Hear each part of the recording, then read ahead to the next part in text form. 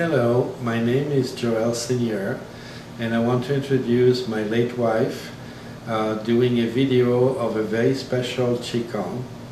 That Chi Gung harnesses the energies from different directions, the energies that are actually formulating every aspect of the universe, and that we can harness through Chi Gung and to promote our healthy organ functions as well as balanced mental state.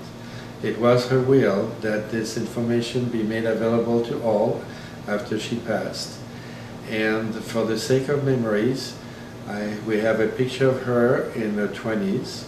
On the video, she's 48 years old. And this is a casual drawing she did of the birth house of Joan of Arc. She was also an artist. And I hope you practice these exercises, enjoy them, benefit from them greatly, and peace to all of you. The 8 steps of energy reception. You see, this energy, this vital force surrounds us in the atmosphere. It's like an electromagnetic force. And our bodies are receptors for that force. And by positioning ourselves in specific manners and going through certain motions, we can receive that vital force, that electromagnetic energy, into our bodies and guide it to specific organs. Now, these 8 techniques are done according to the directions. So what I would recommend would be for you to get a hold of a magnetic compass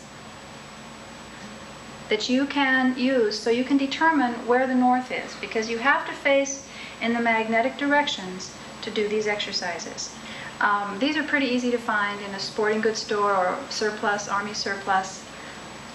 Boy Scout supplies, they carry this kind of thing. So when you have your compass, what you do is you locate magnetic north to begin with. And the first technique that you're going to do will be facing northwest, actually. But first you locate north, and then you position your body so it's facing northwest. And in that position, you do this simple technique. And the purpose of this technique is to energize the lungs and the large intestine, and also to build overall body strength. A month or 2 ago, I got a phone call from a woman, and she had had eczema on her skin, and she could do nothing about it. It was just a chronic problem for her. Remember, the skin relates to the lungs and the large intestine.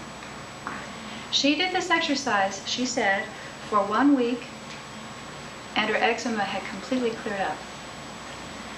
By re-energizing those lungs, by getting the vital force back in those lungs, so their function comes up, the function of her skin was elevated at the same time, and it was able to slough off the eczema. Now here's how you do this technique. You imagine that there's a barbell on the floor in front of you. Just use your imagination and see this barbell, like the weightlifters use, sitting on the floor in front of you. And then you slowly lean over like this and pick up the barbell in your hands, and then slowly come up with it. Watch how slowly I'm moving. That's one of the most important things to remember with Chi Gung, is that all of the movements are done in slow motion. Now lift the barbell overhead like this until your arms are completely outstretched, and then lower the barbell slowly, concentrating on that barbell. Keep your mind focused on what you're doing, and then lower it down to the floor.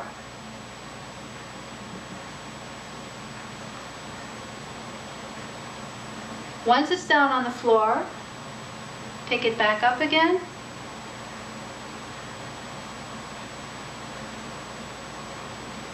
Raise it overhead.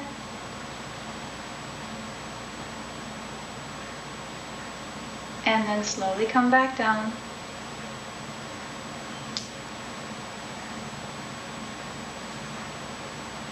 And lower it to the floor.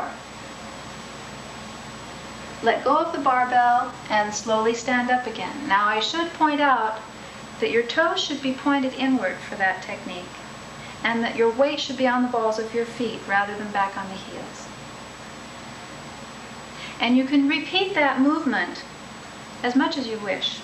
I'm just giving you an idea of how it works right now, so then you can put it to use for yourself in your own time, in your own space. Now the next technique is for facing north. So position your body facing north, and this technique benefits the kidneys, the bladder, the bones, and the ears, all of that water unit of energy. So to do this technique, facing north, remember, you stand with your feet a little bit wider than shoulder width apart and bend your knees. Make sure that the rear end is tucked under like this, so that you don't put any strain on the lower back. Don't make a sway back as you stand. Make sure the rear end is tucked in like this. All right? Now in that position, you imagine that you're an archer, and your hands are going to represent the bow and the string. So raise your index finger and your middle finger on each hand like this. Put them in front of you. And then let's begin saying that the left hand is the bow and the right hand is pulling the string. So the bow goes out to the side like this. And the string is pulled behind with my right hand. And then I slowly relax the tension on the bow and bring my hands back to the center. And now reverse so that the right hand becomes the bow and the left hand pulls the string. Now you notice that my arms are moving out to the side rather than out in front of me. Also notice that I'm watching the fingertips on the hand that represents the bow as it moves away from me and then back toward me. The eyes remain focused on the fingertips of the hand that represents the bow the entire time. Now another thing to remember as you do this is to keep breathing. We tend to hold our breath when we want to concentrate on something. But it's very important to keep the breath flowing smoothly in and out of the lungs as you do any of these techniques. And breathe through the nose, always. And keep your tongue on the roof of your mouth. Keep the mouth closed, and the tongue is on the upper palate behind the upper front teeth. Right back there. It's just a natural place, you'll notice, to rest your tongue. Keep it there as you do these exercises. All right? Now facing northeast, we're going to do a technique which energizes the stomach and the spleen pancreas, as well as the muscles of the body. Now this one is a little bit different. You're going to use your imagination and imagine that you are a mountain. Now think about how a mountain would feel. What are the characteristics of a mountain? A mountain is silent and serene. A mountain is lofty, and it reigns over everything else around it. And it also possesses a multitude of internal resources.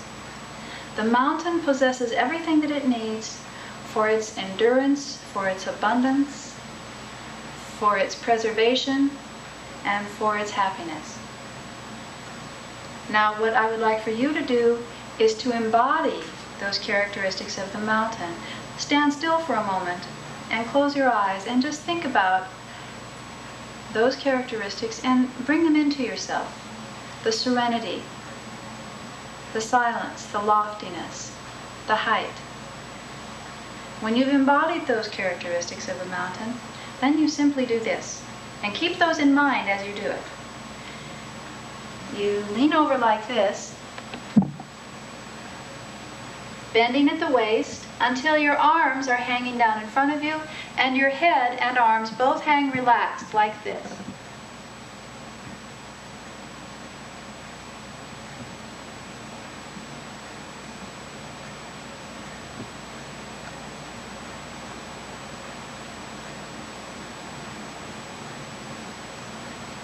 You maintain this pose for several seconds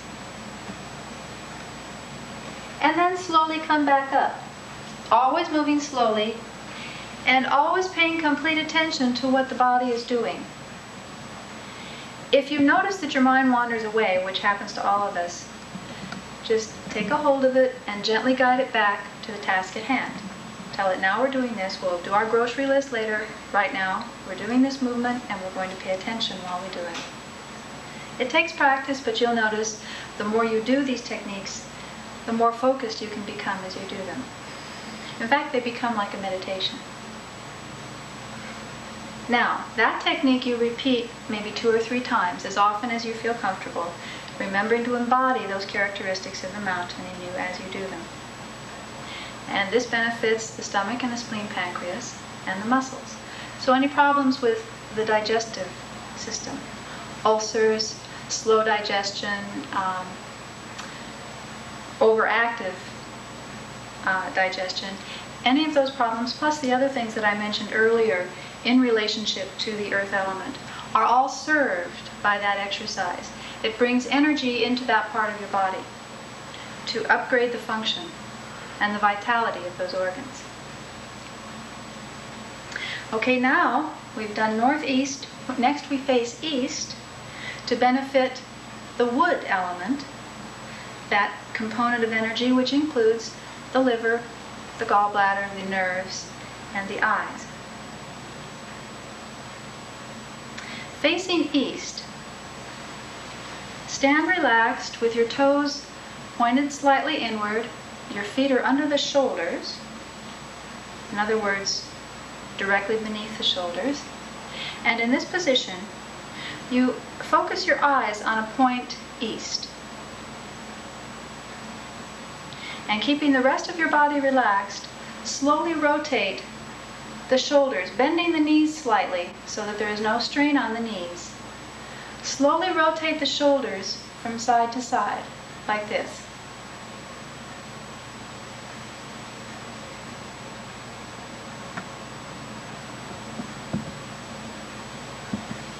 The movement is initiated by the shoulders. The arms hang limp. In other words, you don't swing the arms like this. The movement is initiated from the shoulders.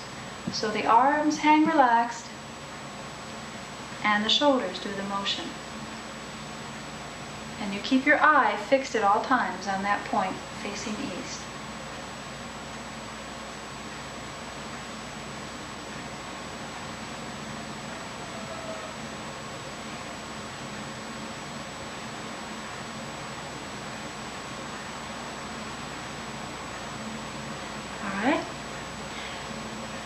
The next of these energy reception techniques faces southeast, and this direction brings the energy into the body to revitalize and increase the function of the heart and also the liver and the gallbladder and the small intestine as well. So facing southeast, you move around with your compass. I'm standing in one position so that you can see me in the audience, but if you're doing this in your home, you move around in a circle as you do the different exercises so that you're facing in the correct direction each time.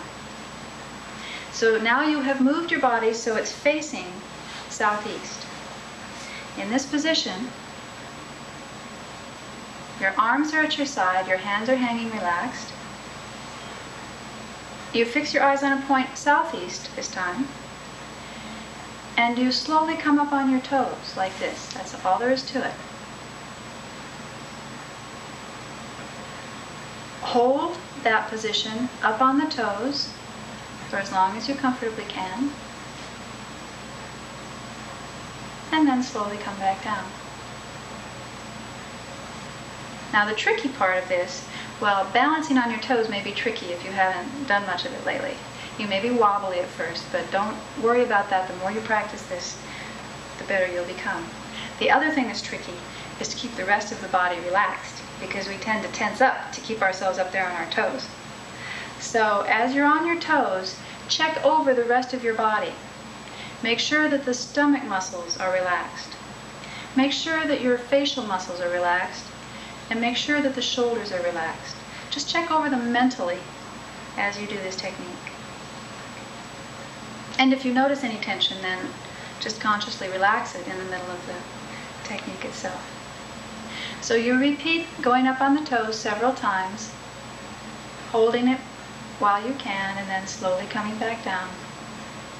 And this energizes, like I say, the heart, the small intestine, the liver, and the gallbladder. Now you move south. And facing south, you're going to bring a real renewal of energy into the 7 glands, including the reproductive glands, as well as the heart and the small intestine. So this is good for any of those problems that I mentioned related to the fire element, including menstrual problems, cramping, PMS, backaches, sexual dysfunction of any kind. For men, it can include problems such as premature ejaculation or impotence. By bringing a renewal of energy into those reproductive glands, they begin to function again. So now you position yourself facing south. And in that position, you're going to rotate the pelvis in a way very similar to the hula hoop. If any of you have ever used the hula hoop, you know what I'm talking about. The only difference is you do it in slow motion. So you place your hands on your hips, point your toes slightly inward, pigeon-toed that is, and slowly rotate the pelvis, like this.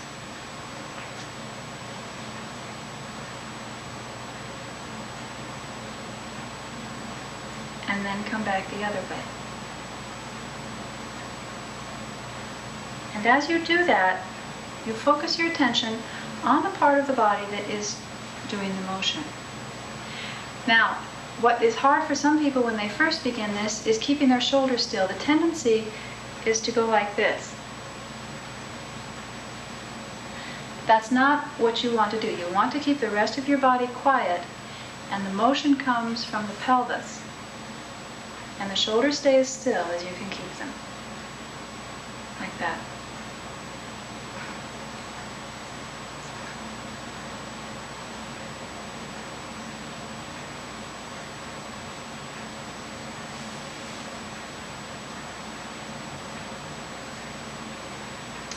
The next technique faces, southwest. So you position yourself southwest, and in that position, you imitate the tiger. Think for a moment what the attributes of a tiger are. A tiger is clever, ambitious, quick, strong, and very intelligent. So take a moment, pause, and reflect on those attributes and embody them in yourself. Imagine them coming into yourself, just the time being. And when you feel that you have those characteristics inside of yourself, you then put your feet shoulder width apart, bend at the knees, bring your arms up to your waist, tuck your thumbs inside of the other 4 fingers, lean forward a little bit like this, open your eyes wide,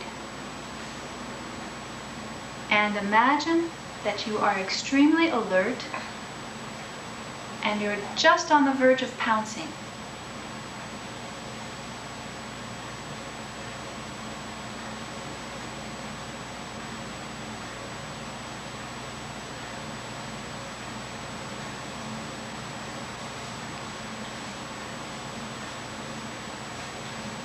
Keep the eyes wide open, keep the body in this position, and retain those attributes of the tiger inside of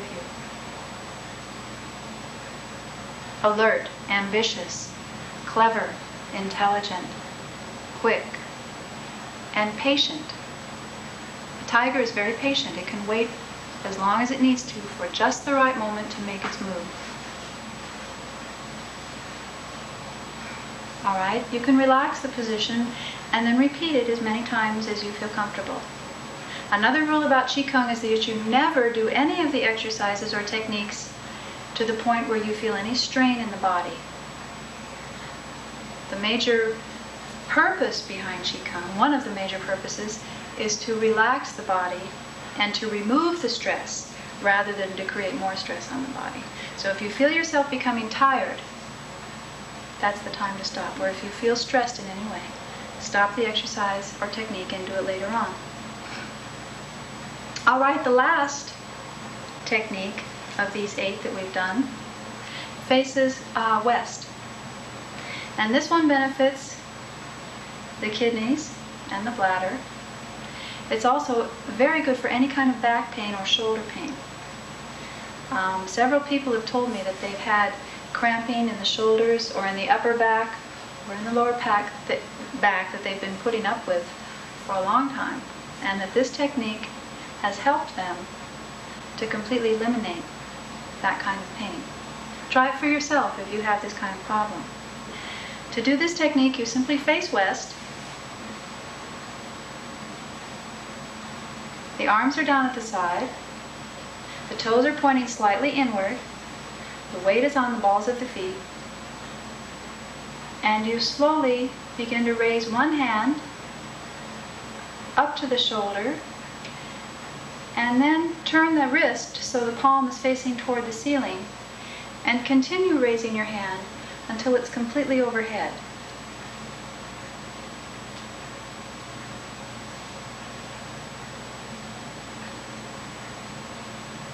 And then slowly begin to lower the hand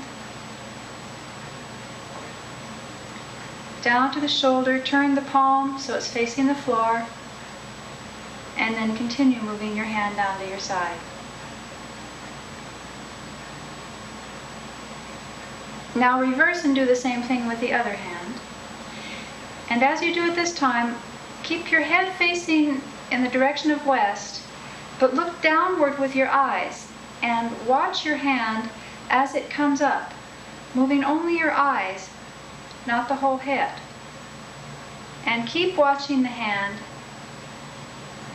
as it goes overhead.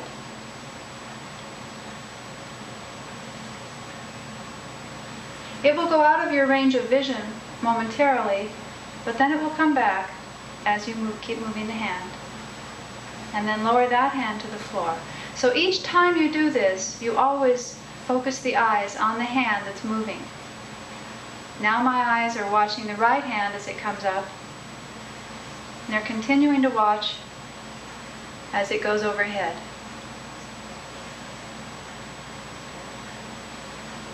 Keep the rest of your body relaxed as you do this, and like I mentioned earlier, continue to breathe. Let your breathing remain slow and even.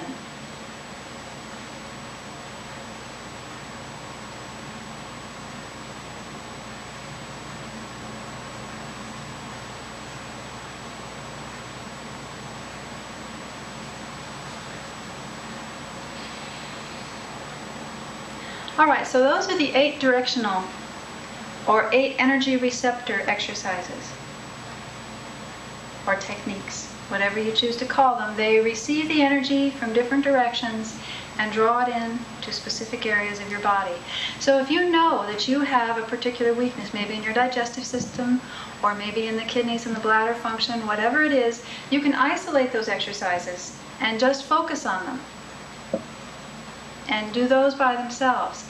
If you want to draw the energy into your whole body, you can take 15-20 minutes out of the day, maybe during your coffee break, and do the whole round of exercises at once. And you will notice how refreshed and how relaxed you are after that 15-minute break, because you will have renewed and revitalized every single organ function in your system in that brief period of time.